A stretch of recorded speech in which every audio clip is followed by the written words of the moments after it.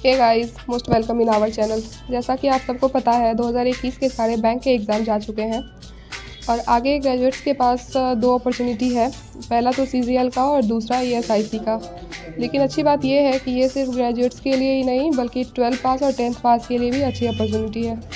इस वीडियो में हम आपको बताएंगे इम्पोर्टेंट डेट्स क्या है, एज लिमिट क्या है, सिलेबस क्या है और बहुत कुछ। इसीलिए वीडियो के एंड तक बने रहें और अगर चैनल पर नए हैं तो लाइक, सब्सक्राइब और शेयर ज़रूर करें। चलिए आपको बताते हैं। सबसे पहले इसका इम्पोर्टेंट डेट क्या है। तो इसका जो इम्पोर्टेंट डेट है वो है, एप्लीकेशन जो शुरू होगा वो 15/1/2022 से शुरू होगा और लास्ट डेट 15/2/2022 तक होगा, यानी कि 15 फरवरी 2022। इसका जो पेमेंट का लास्ट डेट है वो भी 15 फरवरी 2022 ही है और एग्ज़ाम का डेट अभी दिया नहीं गया है, वहाँ लिखा हुआ है नोटिफाइड सून। और एडमिट कार्ड भी अभी अवेलेबल नहीं होगा क्योंकि वो जब एग्ज़ाम का डेट आएगा तो उसी से 10 दिन पहले वहाँ एडमिट कार्ड अवेलेबल हो जाएगा। इसका जो एप्लीकेशन का फ़ी है वो जनरल, ओबीसी और ईडब्ल्यूएस के लिए 500 है, एससी, एसटी और पीएच के लिए 250 है और जितनी भी कैटेगरी की फ़ीमेल है सारी के लिए 250 ही है। पेमेंट जो है वो ऑनलाइन होगा, नेट बैंकिंग से या फिर क्रेडिट कार्ड से या फिर डेबिट कार्ड से। आप यहाँ ऑफलाइन पेमेंट नहीं कर सकते हैं। एज लिमिट जो है वो 15/2/2022 तक होना चाहिए। मिनिमम एज 18 साल, मैक्सिमम एज 25 साल एमटीएस पोस्ट के लिए और मैक्सिमम एज जो है वो 27 ईयर है यूडीसी और स्टेनोग्राफर पोस्ट के लिए। बाद बाकी एज रिलैक्सेशन जो है अपने अकॉर्डिंग आप देख सकते हैं। उसके बाद यहाँ वैकेंसी का डिटेल है वो 3600 प्लस पोस्ट है, वो आप अपने अपने अकॉर्डिंग अपने अपने जगह का देख लेंगे। सारा दिया हुआ है esic.nic.in पे, वो आप देख लें। तो चलिए, ये जो है कर्मचारी राज्य बीमा निगम, ये सेंट्रल गवर्नमेंट की जॉब है। तो इसमें 3 पोस्ट है, एक तो है यूडीसी मतलब अपर डिवीज़न क्लर्क, दूसरा है स्टेनो और तीसरा है एमटीएस। तो चलिए अब इसके बारे में आपको सेपरेट बताते हैं कि कैसे क्या रहेगा। तो सबसे पहले इसका दिया गया है पे स्केल के बारे में। तो पे स्केल में है कि यूडीसी और स्टेनो के लिए जो है वो पे है 25,500 से स्टार्ट है और 81,100 तक ये जाएगा। और एमटीएस के लिए है 18,000 से स्टार्ट है और 56,900 तक ये जाएगा। इसमें जो एजुकेशनल क्वालिफ़िकेशन दिया गया है वो यूडीसी के लिए है कि आपका बैचलर डिग्री होना चाहिए किसी भी सब्जेक्ट में, किसी भी यूनिवर्सिटी से। और उसके बाद जो है इसका कंप्यूटर पे आपका वर्किंग नॉलेज होना चाहिए। स्टेनो के लिए है कि आप 12 पास हो और स्किल टेस्ट जो है उसके लिए होगा, मतलब डिक्टेशन आपका 10 मिनट में 80 वर्ड पर मिनट। ट्रांसक्रिप्शन जो है वो 50 मिनट इंग्लिश के लिए और 65 मिनट हिंदी के लिए। तो वो जो स्टेनोग्राफर के लिए फॉर्म भरेंगे वो अपना देख लें। एमटीएस के लिए है कि मैट्रिकुलेशन पास होना चाहिए किसी भी बोर्ड से, तो वो आपका हो जाएगा। उसके बाद एज लिमिट आपको बता ही दिए हैं कि यूडीसी के लिए है 18 से 27 के बीच में और वो भी 15 फरवरी 2022 तक आपका मिनिमम 18 साल होना चाहिए और मैक्सिमम 27 साल होना चाहिए यूडीसी और स्टेनो के लिए। एमटीएस के लिए है 18 से 25 साल 15 फरवरी 2022 तक, यानी कि 18 साल जो है वो 25 फरवरी को होना चाहिए मिनिमम और 25 साल जो है वो मैक्सिमम। उसके बाद एज रिलैक्सेशन दिया गया है, वो आप अपने अकॉर्डिंग देख लें कि किसको क्या एज रिलैक्सेशन चाहिए। उसके बाद नेशनलिटी और सिटीजनशिप है, वो आप देख लें। उसके बाद फिर नीचे बताया गया है कि कैसे अप्लाई करना है। तो अभी फॉर्म का डेट आया नहीं है, वो 15 फरवरी से अप्लाई होगा, इसीलिए यहाँ पे नहीं खुल सकता है। जब वो आएगा तो हम आपको बता देंगे वो सेपरेट वीडियो बना के। फ़िलहाल आप ये देख लीजिए कि इसमें जो है वो फ़ोटोग्राफ आपको चाहिए, सिग्नेचर चाहिए, वो भी ब्लैक इंक से वाइट पेपर पर। लेफ्ट थंब इम्प्रेशन चाहिए वाइट पेपर पर ब्लैक और ब्लू पेन से, ब्लैक और ब्लू इंक से। हैंडराइटिंग डिक्लेरेशन जो है वो वाइट पेपर से ब्लैक इंक से ही होना चाहिए।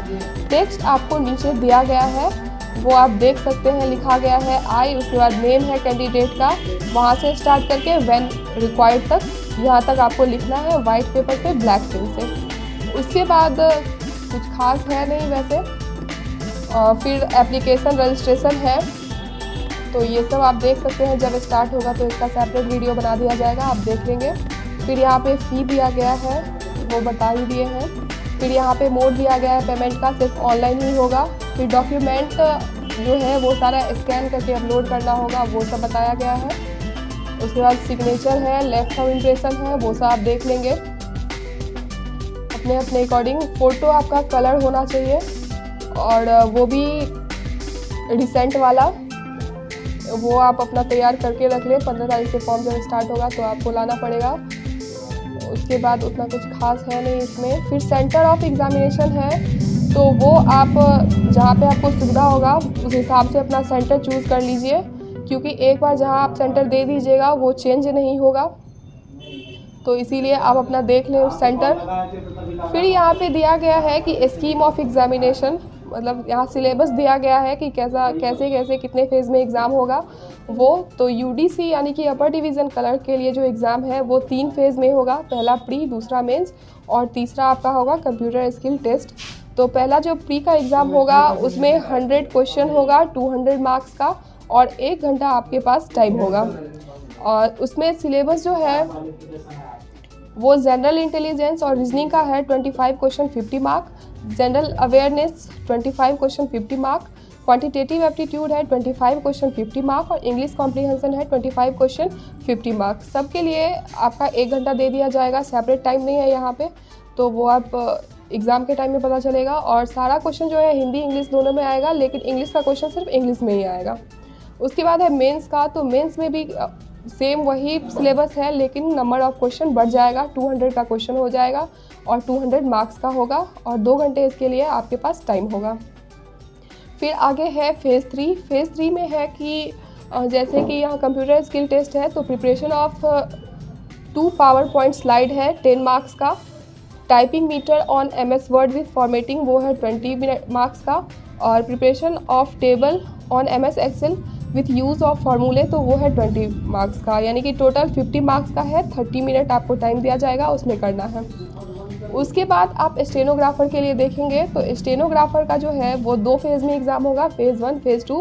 फेज़ 1 है मेंस का एग्ज़ाम सीधे हो जाएगा यहाँ पे, तो उसमें है English language and comprehension 100 question 100 mark का, और इसमें सेपरेट टाइम है, तो इसलिए ड्यूरेशन जो है 70 मिनट में आपको करना है। रीजनिंग एबिलिटी जो है वो 50 क्वेश्चन 50 मार्क और 35 मिनट इसके लिए मिलेगा, और जनरल अवेयरनेस में 50 क्वेश्चन 50 मार्क 25 मिनट आपको मिलेगा। और यहाँ पे भी हिंदी इंग्लिश दोनों में मिलेगा, इंग्लिश का क्वेश्चन सिर्फ इंग्लिश में ही मिलेगा। फिर फेज़ 2 है स्किल टेस्ट स्टेनोग्राफी, तो वो आप देख सकते हैं कि यहाँ लिखा हुआ है language of skill test English और हिंदी, तो इंग्लिश के लिए है 50 मिनट और हिंदी के लिए है 65 मिनट। और PWD के लिए जो कैंडिडेट जो भी होंगे उनके लिए टाइम का ड्यूरेशन जो है वो ज़्यादा होगा।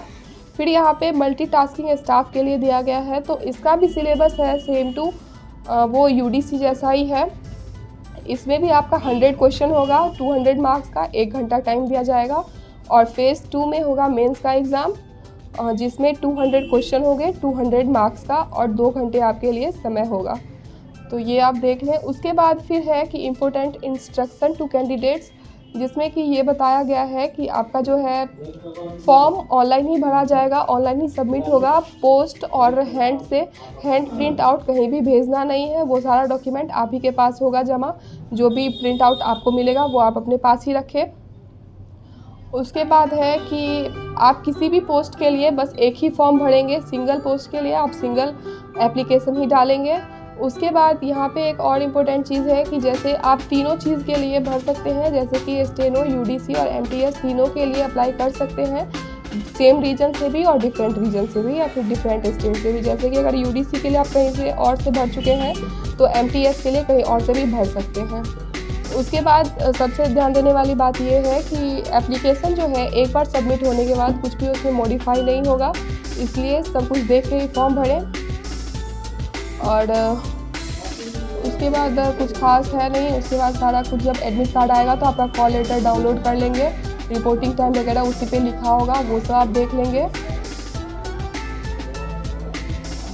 और गाइडलाइन वगैरह दिया हुआ है तो वो सब एग्ज़ाम टाइम में होगा, वो सब आप देख लेंगे खुद से। हाँ, उसके बाद नीचे आपका फॉर्मेट दिया हुआ है किसी चीज़ का, जो कि अपॉइंटमेंट के टाइम आपको लेके जाना होगा। तो यहाँ पे आपका जैसे OBC के लिए दिया गया है कि क्या फॉर्मेट होगा, तो वो सब आप देख लें खुद।